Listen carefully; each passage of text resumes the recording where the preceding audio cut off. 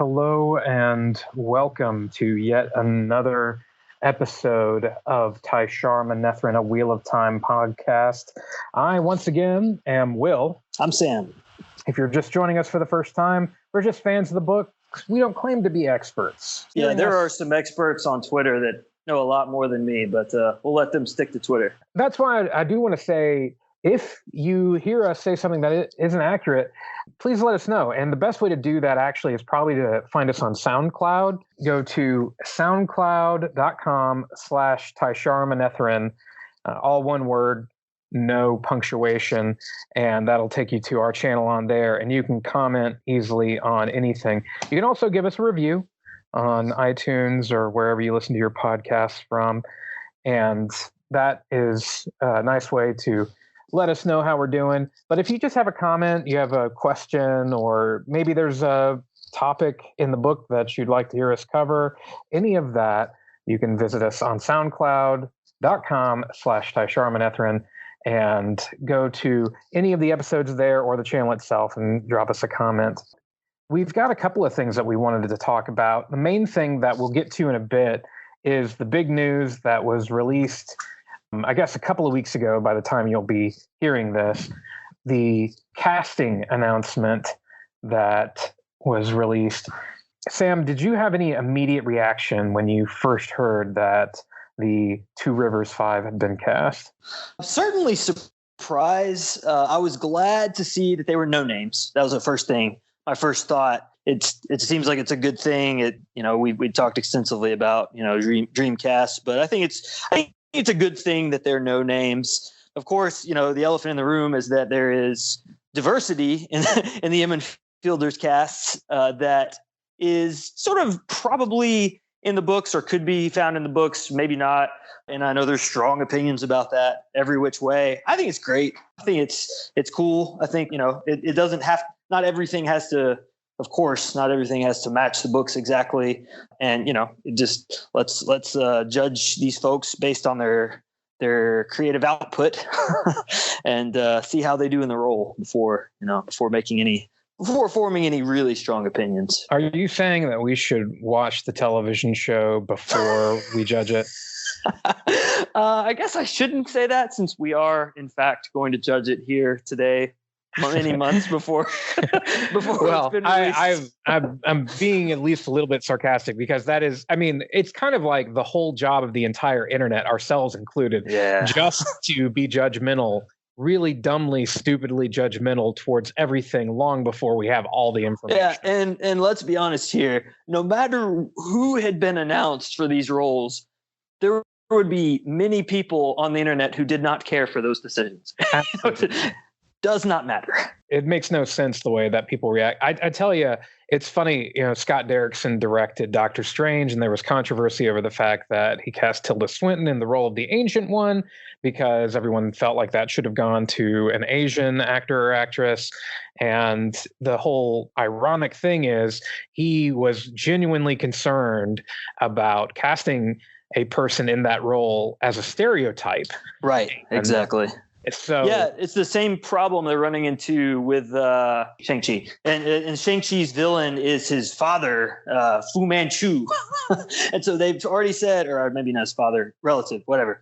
They've already said that Fu Manchu will not be the villain of the Shang-Chi movie, because Fu Manchu is incredibly racist as a stereotypically Asian villain. So yeah, well, I think it was why they felt backed into the corner with what they did with the Mandarin. Right.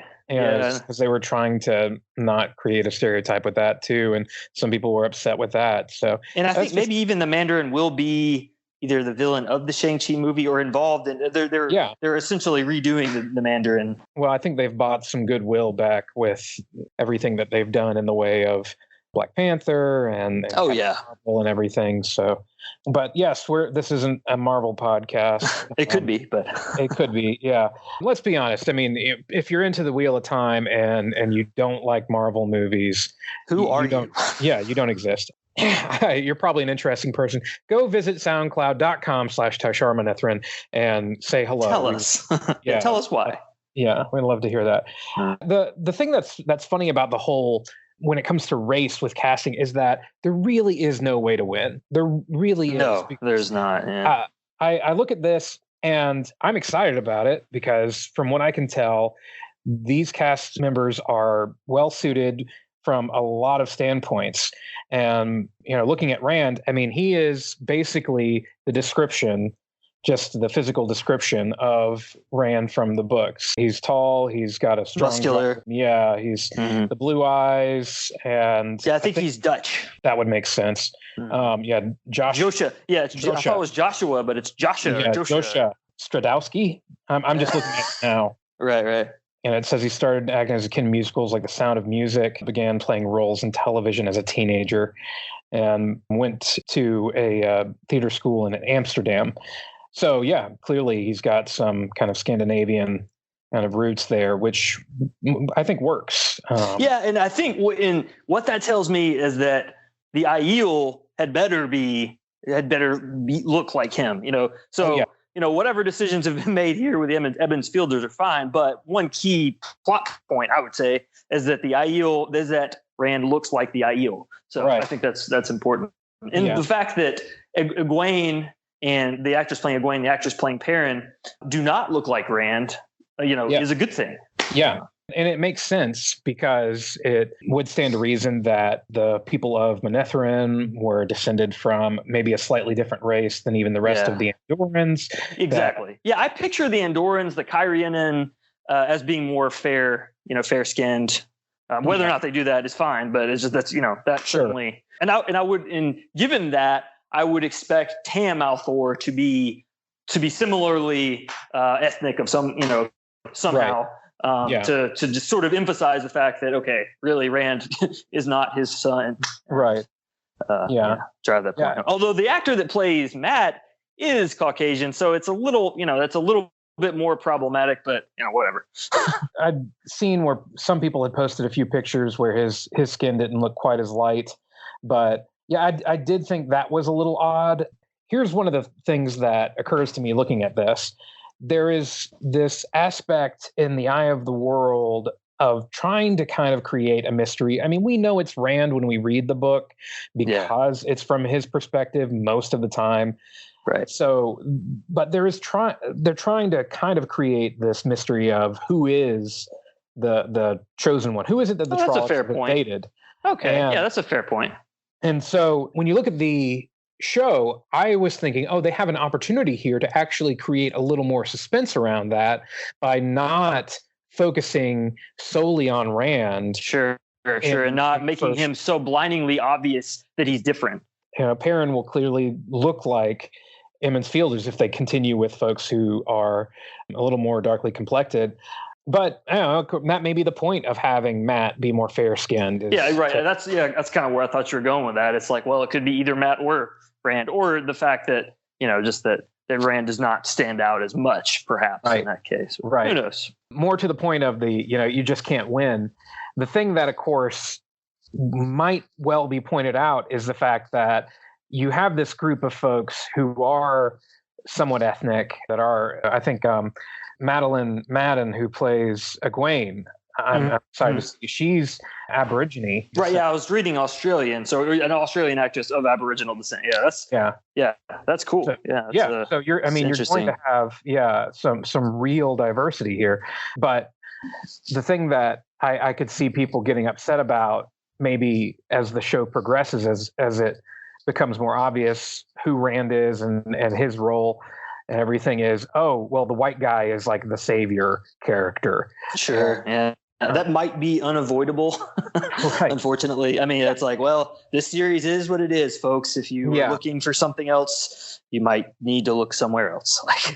Generally, I think most people do see the Emonds Fielders as a little more Caucasian, but at the same time, there's room for them to be. Yeah, I pictured Egwene as being like, a brunette white chick. But so given that, I've, going back and reading descriptions, it's like, okay, no, I can see certainly how that could be interpreted to mean, differently complected too. I mean, there's I don't think that it was never a defining characteristic of the two rivers that they were, Caucasian, light skinned or whatever. That's just not, they're referred not a key to as component, as like tanned a few times.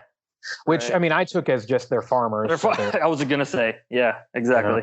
But then I mean, to carry the Marvel analogy just a tiny bit further, you look at how Marvel has changed a lot of the origin stories, for example, of characters, and just kind of like made things simpler. Maybe, Captain Marvel has a really problematic origin story in the comics, and they just sort of hand waved all that away and made it fit in with the MCU. And so, I think that there's plenty of opportunity there to pay homage to the source material, but, make just enough of a tweak that it's something that audiences in 2019 will enjoy. So I think that's, anything like that is okay.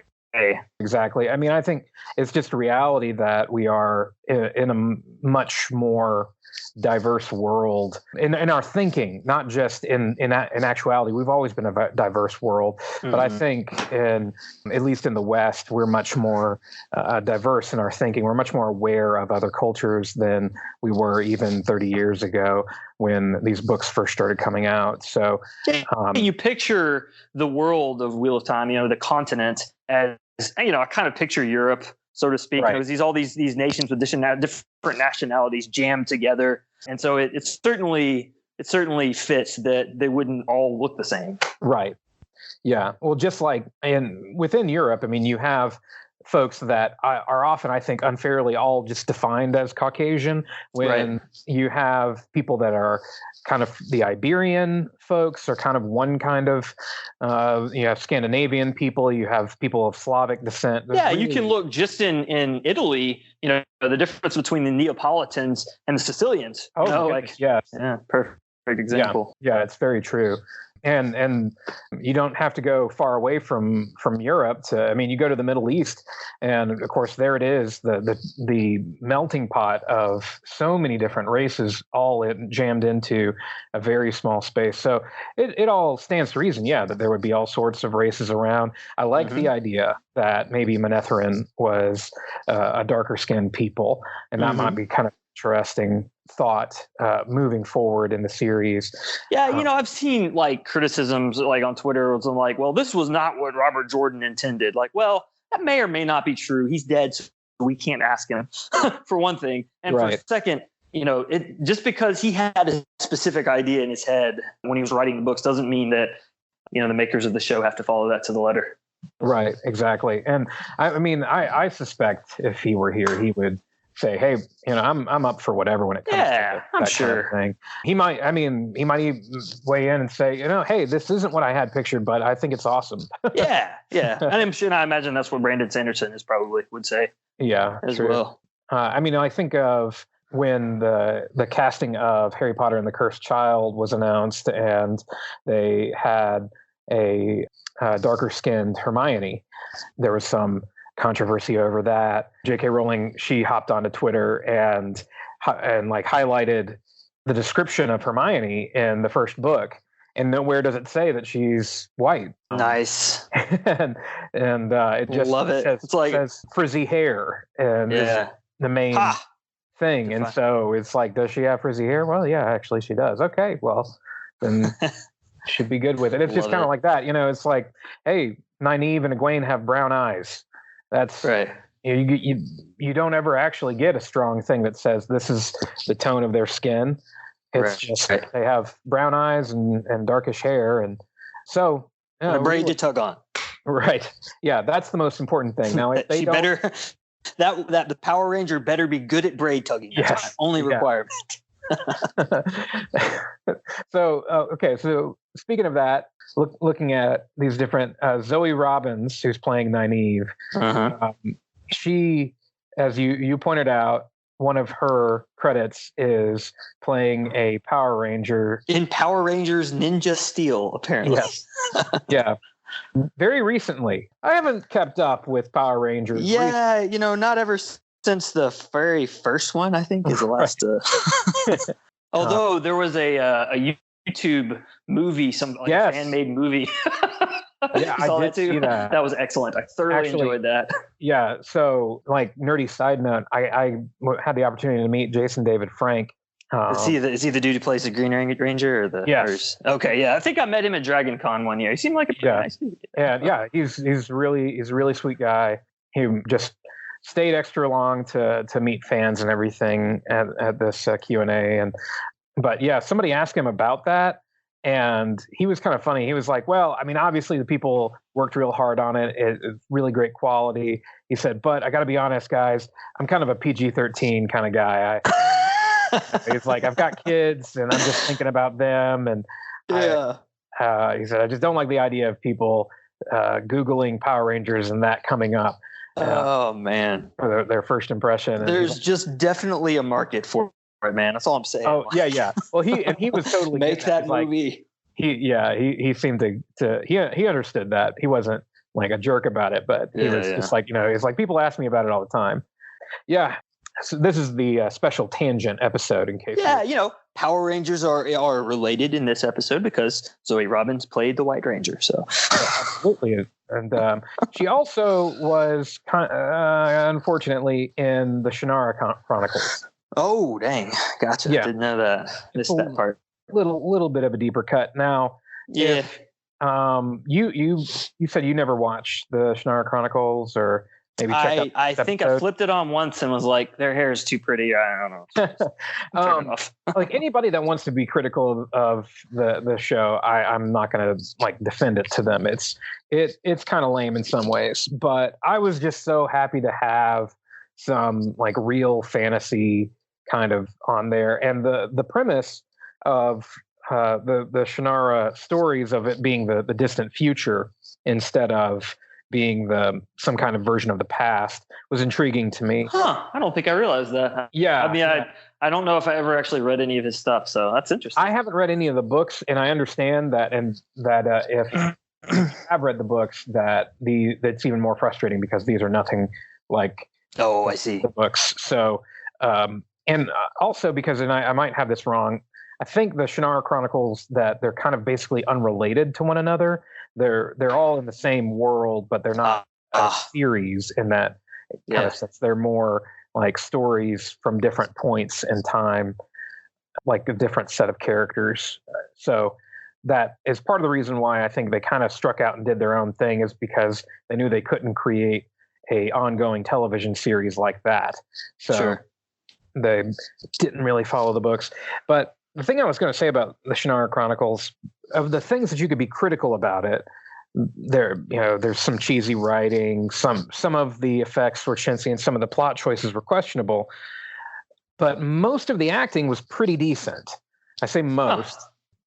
Some of it was kind of lame, but you had some fairly solid members of the cast, I think. Anyway, I mean, the main guy, he was only okay, but Ivana Baquero, who was also in Pan's Labyrinth, played Eritrea in it, and she's great. You also had Manu Bennett, who played Al-Anon, who was Deathstroke. I was gonna say I knew him from Arrow. Yeah, and I think he's fabulous. I really enjoy. He's one of those guys that, like we were talking about in the casting episode, there's certain people that you would just kind of watch stuff they're in because you enjoy watching them. Oh yeah. And he's kind of one of those. So I say that as just kind of the good news is I feel like it's not a mark against her that she's in that, because I feel like the cast, whoever handled the cast, did a pretty decent job. So all right. Power Rangers is Power Rangers. Yeah. It just means she might be like good at Kung Fu, which doesn't really generally apply here, although there's at least one scene where Nynaeve and Swan fight in Teleron Riyadh. But anyway. Yeah, I don't know. Generally not the the fisticuffs are not generally required of the women. Right. Hopefully that won't come into play, because that would be a pretty huge departure from the character. Yeah. The funny thing about all these Power Rangers, like all the Power Rangers shows that have been coming out for like, I think the last almost 20 years now, is that most of them have been produced down under somewhere, either New Zealand or Australia, because they've managed to do it pretty cheaply down there. And so most of the cast of these have been folks from Australia and New Zealand, and they are putting on some kind of pseudo North American accent. So if you ever catch any episodes of them, you'll watch and be like, it's funny to listen to what people who can't do a good North American accent sound like. like we're so used to hearing people do like folks from the US doing British accents. Right, Kind right. of like wonder, oh, well, are they any good? Do they sound terrible to people from Great Britain or whatever? That reminds me, actually, talking about bad accents done in that direction, even good accents done in that direction. Watched First Man the other day with Claire Foy, and she does an American accent. And there's just a few moments where it slips up, and she just kind of slips back to being the queen. But so anyway, your point's well taken. It's interesting to hear people do American accents that don't normally use one. This also kind of answers a question. The casting answers a question that I think some people are having, which was, are they going to go with kind of a British accent, posh British sounding like Game of Thrones, right? Yeah, or, seems likely at this point. Yeah, at this point, I think it's fairly safe to say that we're going to go with some kind of British accent for the main, at least for the Andorrans and Cairhienin. Mm-hmm. There may be. I wouldn't be disappointed if there was some group that had a North American accent or something like that. Yeah.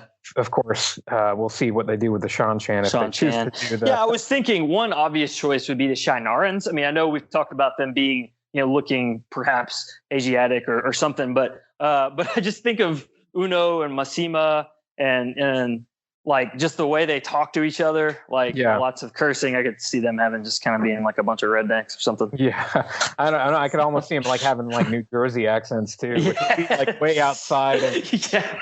Yeah, they probably won't, but I love the image. Yeah, I know. I could see the internet being very upset about that. But yes, indeed. It'd be very interesting. Yeah, the cast of Jersey Shore is basically the Shienarans.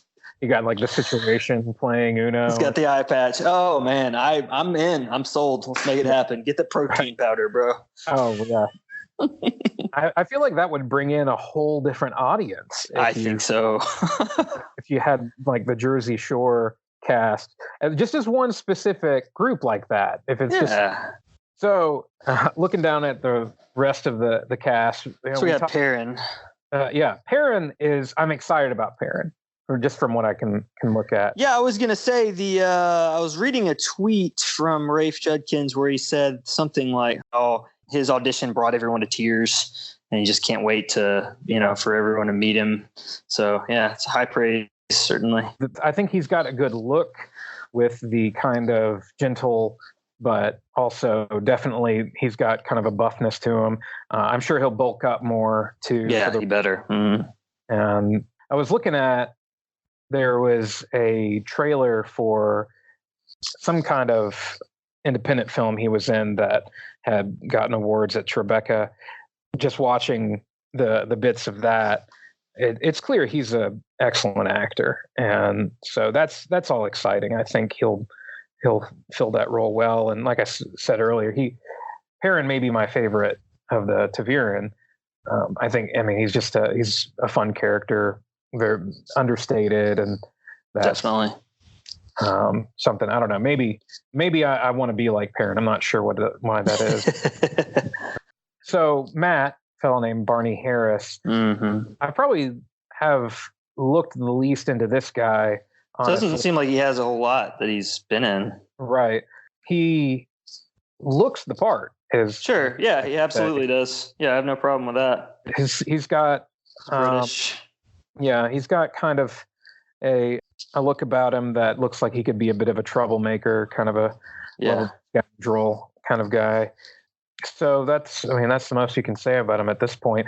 One of the funny things about this is it's like, that's the first thing you're going to look at is like, hey, do they look the way I imagined them? Yeah. And that's certainly the three ta'veren, I would say. Sure, definitely. Yeah. We talked a little bit about Josha there. Stradowski already.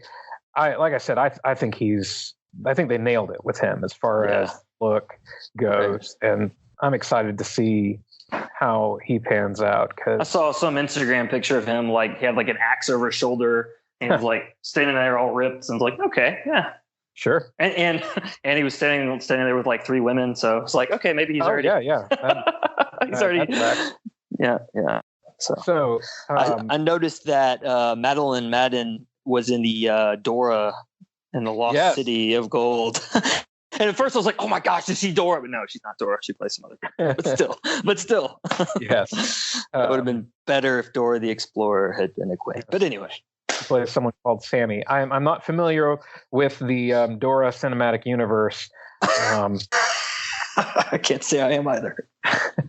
Well, you've got kids. I guess they're just not quite that age yet. Yeah, it hasn't like popped up on our Netflix feed, so we'll see what happens. I think I've said that I really do think Egwene is one of my favorite characters, if not my favorite character. I'm really excited to see where they go with this. Basically all you can do, it's like you say, you look at them, you say, do they seem like they could fit? I think she can fit for sure. I think she's got a good look for it. I'm excited to see where she goes, and probably has done the most work of anybody on the cast.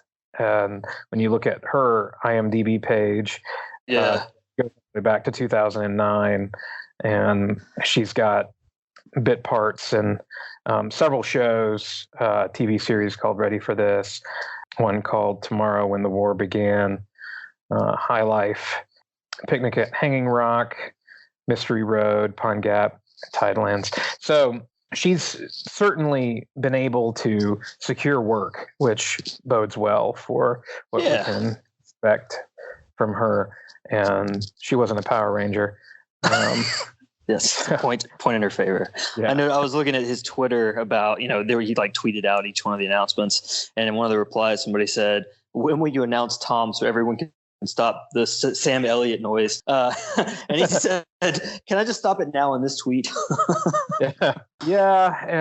I'm sure we'll start getting more cast announcements as time goes by. I don't know, when is the show actually slated for release? Is it 2020, or do we know? Well, we don't know for sure. A lot of people are saying 2021 at this point. Yeah. I think that is the safer bet. It, I'm sure, will depend on the production delays and everything, since they haven't announced it. But fall of 2021, I think, is what a lot of people are projecting at this point. Well, good thing we have 12 books to get through between now and then. Yeah, which I was thinking about that. Since we've admitted that we've missed some things in the first two books, maybe it will make sense to either go back and address some of that, but also maybe break some of these out into smaller chunks. Like let's do 10 chapters of The Dragon Reborn or whatever, and then just kind of do a deeper dive. Sure. No, it sounds good. Real exegesis. It's not a pod through. I think people would know that at this point, but I do think it's fun to kind of get into some of the more details. That kind of takes us a little bit to some of the other thing I wanted to mention while we're on this episode, before we get into The Dragon Reborn next time. I mentioned to you that there were some spoilery things that happen in The Dragon Reborn, and maybe even a little bit The Great Hunt, that I didn't want to get into in our regular episode, because generally we try to stay away from spoilers for future books. So I just wanted to point out, so here it is, spoiler warning for way future into the series. We'll say last several books are we're going to get a few spoilers here. So if you don't want to hear that now, you've heard us talk about the casting announcement. I'd say now's the time to cruise away and join us in the next episode. If you're like me and you've read all of them a lot longer ago than the earlier ones, and you've forgotten some of this stuff, and you're doing a reread and you don't want to, so that's okay too. You can sure log off. Yeah. So now that all those people are gone, we didn't need them anyway. Yeah, I wasn't crazy about those folks. We have the real audience members are left now. Our real core group. Okay, so first of all, back in The Great Hunt, when we're introduced to Varen, I just think it's so interesting to look at Varen in the first light. In light of the fact that we later know she's a dark friend. Yes, exactly. Yeah. And that hit me like a ton of bricks when I read that, in the part where she, in the later book, I don't remember when it is exactly, where she talks about how she pledged to the Great Lord of the Dark, and her warder did too, but it had been so long ago, and a lot had happened since then. Right. Yeah. And I mean, of course, if you find out at the same time that she's basically been a spy within the Black Aja, that Right. Yeah, and she's a dark friend, but she's had Rand's best interests at heart still. and it's her intelligence that really brings down the Black Aja.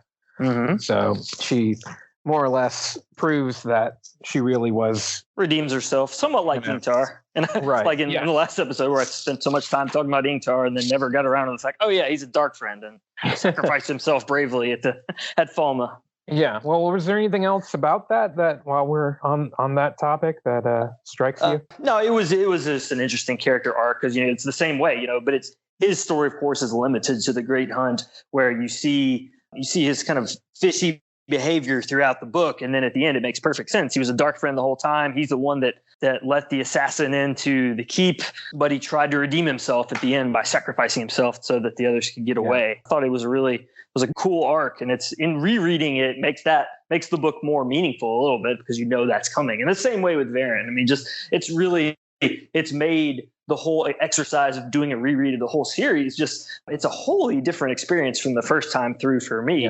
And that these things about what happens to the characters, and so it's like, in a sense, okay, well, we know, we're fully in spoiler territory here, screw it, we know that Lan is not going to die in the Blight. There's all these things that are hanging over that's like, well, what's going to happen with these characters, and we know, but it's like knowing some of those things just makes it more interesting. More interesting to see some of the details that Jordan planted throughout even these 12, 13 books before the events happened. He had planned out what was going to happen with these characters to some degree. And that transitions good into, I wanted to talk a little bit about the Dragon Reborn, but really only in so much as I wanted to talk about some of the things that are more spoilery for the whole series. And some of it is Varen. We get more of her. There's a whole thing where she really gives Egwene the beginning of her dreamer. Into Tel'Aran'rhiod. She gives her the twisted ring for the Tyrion Griel that lets her into Tel'Aran'rhiod.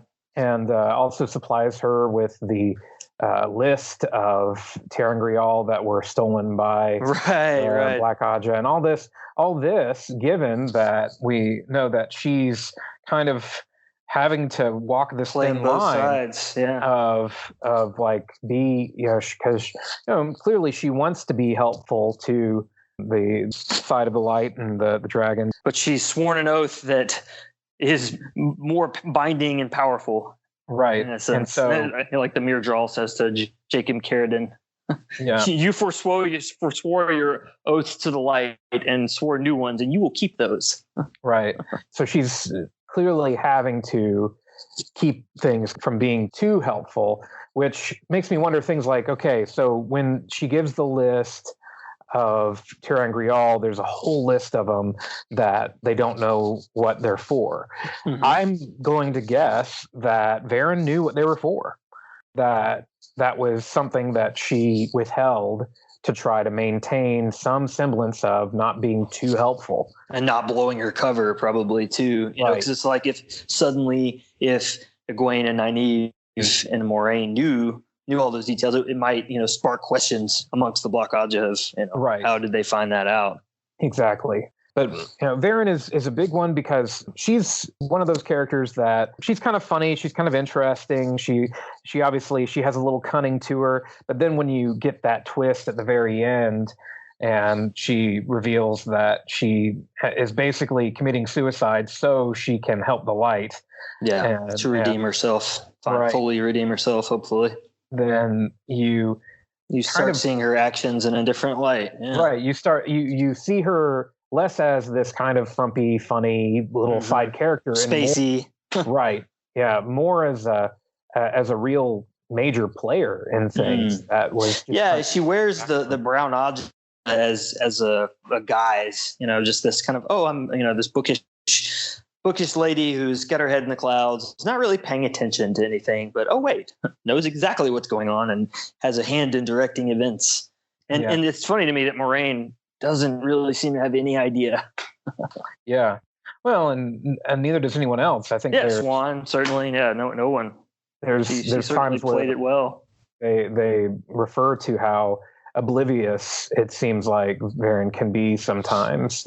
I think the Two Rivers girls at one time are talking, and they say something about how she was walking in the rain and didn't even realize it was raining, and someone came up beside her and put her hood up or something. Yeah, and she didn't even notice, and that's the kind of character. So it really, I mean, it's reinforced for the reader the whole time that this is not someone you need to be concerned with. That she is grandmotherly, she's sweet, and then at the same time, you don't feel betrayed in the end because, of course, but she does the right thing. Yeah, right. And so it kind of makes her kind of just awesome character. Yeah, just sympathetic. All at once. Yeah, and she was able to use her position to do good rather than be held prisoner to it. Right. That was one character that, and I'm sure as we go along that it'll be more intriguing to be reminded of details that occur throughout the books with Varen, in light of the fact that she's kind of playing that double agent role. But one that is very interesting to read at this point is Shiriam. Shiriam Sedai, the Mistress of Novices at this point in the books, is later becomes revealed. Egwene's keeper, I believe. Egwene's keeper, and really Egwene trusts her more than most of the Saladar Aes Sedai. Tower. Right. A lot of those women, she kind of doesn't really feel like are trustworthy. They're kind of all in for it themselves to some degree, trying to vie for power. For sure. They only make her Emerlin because they think they can control her. Right. Whereas Shiriam kind of seems to be relatively... She's on the level. She seems like she's trying to actually help her. She's not just trying to use her, or at least she's not as obviously not just trying to use her. Maybe. Right. Yeah, and you even go through a period where it looks like Shiriam maybe doesn't respect her totally, but she kind of comes around, and so it does make you trust her all the more. Sure. And there really is another example of this is a character that you're not really given a solid reason not to trust, and so when it is discovered that she is Black Aja, and I'm going to be perfectly honest, Will, I 100% forgot that happened. Well, I'll get back to it. The main reason why I think I remember it is it's the big moment when Egwene reveals basically the Black Aja to everyone before the tower is made whole again, when she has Varen's notes, and then she kind of tricks Shiriam into lying in front of everybody by asking lots of questions. She's asking her all sorts of questions and getting her to deny, proving that she's not bound by the three oaths. And then she asks her, "Do you have red hair?" And suddenly she says, "No, of course not." And then she pauses and is like, "Oh, she's found out." And then she just kind of deflates. She doesn't really try to fight after that, and it's kind of a big dramatic moment when everybody realizes that Egwene is to be taken seriously. Right. And there's dark friends truly among us everywhere. The Black Aja is real. And it could be anybody. Was really big. The Red Scare. Right. Oh yeah, very, very much. Kind of there's an allusion to McCarthyism when I think when you get into the whole business of the Black Aja is that lack of trust between different people that should be trusting one another, but obviously don't feel like they can because no one can be absolutely sure that you're not a communist. It gets back to the reason why Swan chose a couple of accepted to be her eyes and ears to try to suss out the Black Aja, because she knew that Nynaeve, Elaine, and Egwene were not Black Aja, so she's like, I got nobody else. You're it. Yeah, exactly. That they were ultimately a pretty decent choice, as it turns out. Yeah, it didn't help that they were the strongest, to channel the one power in a tower in like hundreds of years or whatever. Right. There's a moment in Dragon Reborn, somewhere kind of in the middle of the book, after Egwene has been tested to become accepted, where she's talking to Alana, who later would go on to Bond Rand, right? Yeah, against his will. And she's explaining the Green Aja and the relative importance of that. At the same time, Shiriam is there, and right about that point, Alviarin comes walking by. It's just funny because Alviarin, she just walks by, and that's all that it's mentioned. She's like a white sister named Alviarin passed by. Just mentioned. Yeah, mentioned in passing. Yeah, I think it's the first time in the series she's mentioned. Yeah, and you could very much easily just be like, okay, Alviarin becomes Elida's keeper. Right. Later on, and reveals and almost kills Padan Fain. Could have killed Padan Fain. Chose not to. She reveals herself to be Black Aja to Elida, basically, and is giving her orders, blackmailing her essentially to make sure everything goes the way she thinks it should. And so it really goes to show you just the way that how deep the corruption had been sown into the White Tower on even after the split on both sides. It was, you had to figure Ishmael had sort of started that, kind of since he had been free of the blight for a lot longer than the other Forsaken. You just kind of had a lot of time to build that up. And then of course, when he was gone, the other Forsaken kind of swooped in and took control of the Black Aja, like Moghedien tried to. Yeah, when Varen also reveals that she was Black Aja, one of the things she explains is this whole compiling of the list was very difficult because typically any given Black Aja member only knew that of two other sisters that were Black Aja, and that was specifically to keep them from being able to betray everybody. And so she had to work hard to make this list the whole time. Yeah, I think someone else mentions that. Maybe Leandrin at some point mentions the same fact. Yeah. To Moghedien, maybe even. Right. And it just that way it kind of maintains their cover so that when the 13 of them leave, they don't even know who's left that's still Black Aja. Well, I was also going to mention in regards to Shiriam, there's a moment that would have, just been like, okay, yeah, sure, whatever. Because the first time through, I was so thinking, okay, Shiriam's not Black Aja. I don't know why, but I just was like, she's not. She just seems so, you think of her as the mistress of novices who keeps everyone in line and sort of motherly in a stern way. Yeah, and she was just kind of vanilla. I guess that was part of it. Is like, at the same time, you're kind of thinking, well, Elida definitely is Black Aja. Of course, she is, and she's not. Yeah, right. She's just kind of an idiot. Right, exactly. I did think it's funny, like when Varen reveals her list, and she's like, she looked really hard into Elida and thought she may be Black Aja, but it turns out that she is equally frustrating to the Black Aja as she is to anybody else, because they were like, we don't know what she's doing. Right.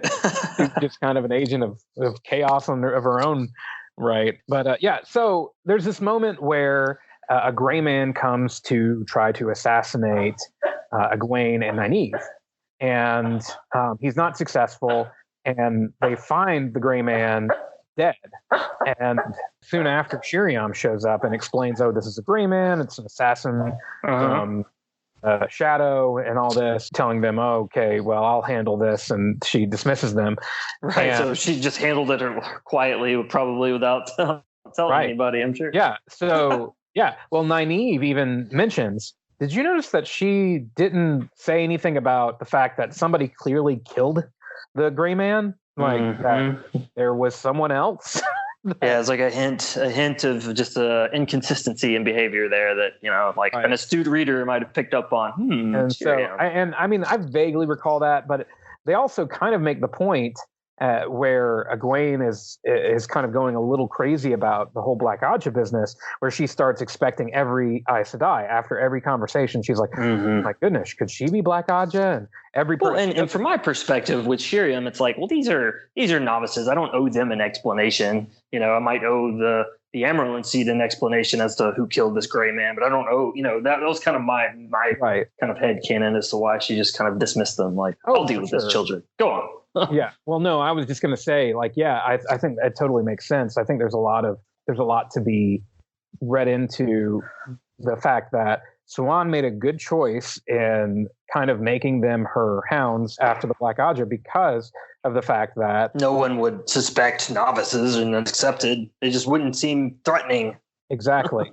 They would be underestimated along and along. So I think, and that was actually an example of that where Shirian, and a wilder with a block who can only channel when she's angry. I thought that was interesting, and it did make it, I think, fairly clear that Jordan did know who was going to be Black Aja. There's a surprising number of dark friends in these books that you find out much later are dark friends. Like, wow, wouldn't have picked them. You know, like you said, Elida would have been a natural choice, not. And so it's like the general rule of thumb is like, look for the people who don't seem suspect, who are just part of the background a little bit. Yeah. And it goes to the whole idea that, the Dark One just kind of wants chaos. I mean, let the Lord of Chaos rule. He just wants things to be crazy as much as anything. And that, I think it says something about the nature of evil, the fact that it tends to stand against itself eventually if it kind of go around in circles and defeat its own purposes given enough time. Oh yeah, sure. Certainly look at Ordith, Padan Fain. Oh yeah. He was, the darkest of dark friends, but ends up just being kind of just crazy and evil on his own. Yeah. And I think in various ways. Well, and there is even kind of this somewhat vague opposition between Fain and kind of the forces of the shadow, like they're scared of him, but they're not. He's not like they don't like respect him. They're just scared of him. So they follow him because they are scared of him. Before we get too far off the topic, we were talking about spoilery things, and I just having just finished book 5, I just had one thing I wanted to add about book 5, and we're a long way. And one thing, book 5 is a massive book. The Fires of Heaven, massive book. But I just wanted to say, when I listened to this whole one on audio book. I pretty much didn't read it at all. And listening to Michael Kramer at the end when Rand is chasing Ravine, just screaming, Ravine! Yes. It's excellent. Lots of screaming names in the end of that book. Yeah, there's so many different places where you're listening to it in the way that Michael Kramer makes the voices. It almost is like, oh man, it's over the top and I love it. Yeah, me too. It's corny in a certain sense, but it's also like, it's earnestly just kind of fun. Yeah. And it's amazing how many different voices he manages to do. He really does. Yeah. Even for minor characters he'll come up with. Like I was re-listening to the beginning of Dragon Reborn and Pedro Niall. He has a great kind of gravelly old man voice for Pedro Niall. Think about how little of the book he's in. Right. And it's a distinctive voice. It doesn't sound like other, gravelly old men characters that he Yeah. Well, it's funny because there's several dark friends that all sound like Padan Fain, though. Oh yeah, fair enough. They all kind of have this nasally voice kind of thing. And, yeah, he's but Loyal is he's got a very unique sound for Loyal. Of course, all the Ogier kind of sound the same, but I can totally believe that would kind of like the Klingon all kind of just have deep voices. Right. I could see that kind of being a thing. He does a good job of having distinctive voices for Matt, Perrin, and Rand. Yeah. Just because, being perspective characters, even kind of their internal monologue is done in their voice. And of course, Rand is just normal, which is fine because typically Rand is is perspective more often than most. So having his be just sort of neutral is good. And, Matt's and Perrin's are certainly distinctive. Like you can not even know what perspective chapter you're in. You hear the way he reads the internal monologue, immediately, oh, that's Matt, that's Perrin. Yeah. Perrin is more kind of plodding, or not plodding, but methodical in the way. Perrin has a kind of a even way of speaking. Yeah. You sense this cautious kind of big guy in the way he says it, and Matt's snarky and kind of talks a little faster, and he's got a little more of a nasal edge to him, and that kind of thing. So Michael Kramer's Moraine is like, anytime he does Moraine's voice, I'm like, oh yeah, that's Moraine. This musical quality kind of. Generally, when he does the female voices, especially when in intimate moments. I just trouble just not breaking down. It's always quite fun. Trying to be all romantic, and it's and it's Michael cracking Kramer. up in my car. Tender moment between Avienda and Rand in the ice, in the igloo. It's just like, oh man, I'm sorry. This is just too much, bro. Oh yeah, well, just you wait, man. I mean, you get down to the stuff where all the many times that it's him and Min together. Yeah. And, oh man, it's. Although I just have to say, generally, I love the audiobook. It's a different experience. I'm enjoying it for sure. I was reading something kind of interesting regarding the audio recently, that they were all based off of the first editions, of course, when they were published. They were immediately recorded so they could be available as quickly as possible. So there's a handful of times, and I couldn't tell you where they are, but people have pointed out that there are errors in the audiobooks because they were in the first edition. If they accidentally swapped the name of a couple of Aes Sedai, and there are several, or however many hundreds of hours to read those things. I'm not surprised at all. I'm told the only thing I could do without is the intro music at the beginning of each book. It's like, all right, just don't even do that. Right. I don't know what the point of that is, because when it first started, the first time I started listening and there was music playing, I was like, okay, are they going to do like music throughout this whole thing? Right. Nope. Literally just the beginning of every book. Yep. And it's the same music too. Yeah. Right. And then at the end, they do a little flute music. Right. Same kind of deal. It's like, okay. Thanks for that. That was wonderful. It's over now. Yeah. Now I know the book's over. I guess that's the one purpose it can serve. It's officially over now. Yeah. Now that you've heard the flute music. Okay, so next time we're going to be jumping into The Dragon Reborn, the third book in the series, and we'll probably do at least 2 episodes in this. Sam and I are thinking we may be able to do 3. So, and then when we get to book 5, we'll do about 7 because it is huge. And then when we get to the slog, we'll do that all in one episode. Right, 3 or 4 books in one episode. We'll cover Crossroads of Twilight in like 15 minutes. You almost could. I mean, not a lot happened. But that's true. We won't. I mean, just winter's hard. Even it's just like, Perrin spends a lot of time looking for Fael. Right. Yeah. That's it's kind of unpleasant. Crossroads of Twilight is everybody notices that something crazy happened with Saidin and Saidar. Right. That's like the first 2/3 of the book right there. Mm-hmm. Is like checking in on every possible group of people, turning and going, whoa, there was a huge amount of power. Yeah, and I guess maybe that's why I liked that book. It's just like, finally this great thing happened. And and then we're just getting to enjoy the fact that now men won't go crazy. So right. It's fine. Yeah, exactly. I actually didn't. I think the slog gets treated unfairly. Like I said, I think it is slower than the rest of the series.